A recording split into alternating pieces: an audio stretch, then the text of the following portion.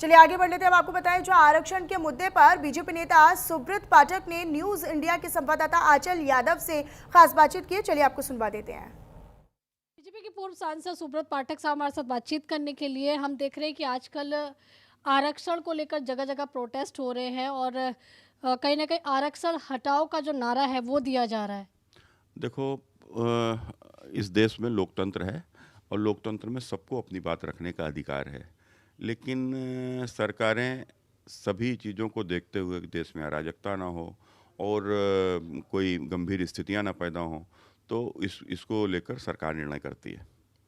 तो आप इस चीज़ के पक्ष में हैं कि खिलाफ में हैं कि आरक्षण जो है वो जाति धर्म के हिसाब से मिलना चाहिए या आर्थिक हिसाब से मिलना चाहिए? देखो, विषय आरक्षण का नहीं है, विषय देश के खिलाफ एक चल रहे बड़े षड्यंत्र का है।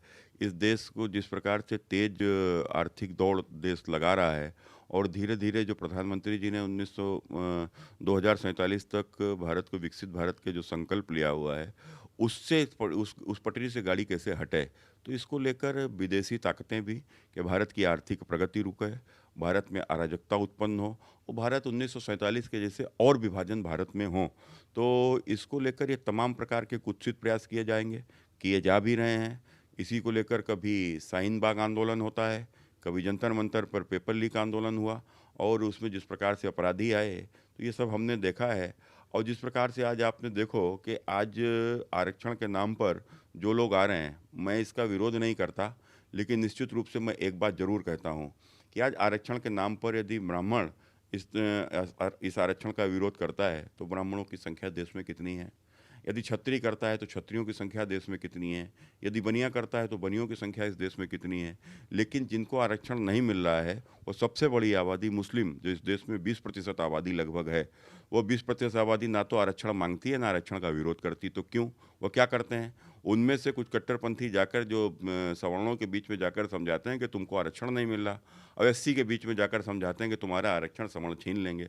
तो कुल मिलाकर तुम आपस में लड़ जाओ, एससी बीसी फॉरवर्ड ये सब आपस में लड़ जाओ, तो फिर उन्हें आरक्षण की ज़रूरत है क्या पड़ेगी? वो तो ले ही लेंगे। उन्होंने जिस प्रकार से पाकिस्तान भीम भीम की बात करके पाकिस्तान लिया, और उसके बाद जो वहाँ के ऊपर अनुसूचित जाति के लोग जो गए, आज उनकी किस प्रकार से दुर्दशा हो गई, सबको समाप्त कर दिया। आज वो केवल सफाई कर्मचारी ही बन सकते हैं, इसके अलावा कुछ बन नहीं सकते।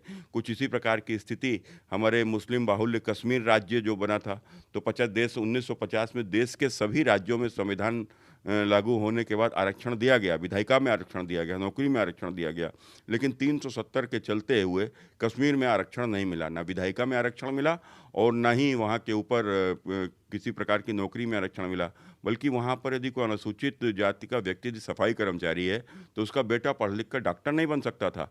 धारा 370 लगी होने के कारण से वो सफाई कर्मचारी ही रहता। इस प्रकार की स्थितियों को लेकर कोई नहीं बोला। धन्यवाद। तो देखिए यहाँ पर आप सुब्रत पाठक साहब को सुन रहे थे, बीजेपी नेता हैं। कैमरा पर्सन आपके साथ में आंचल यादव, न्यूज़ इंडिया।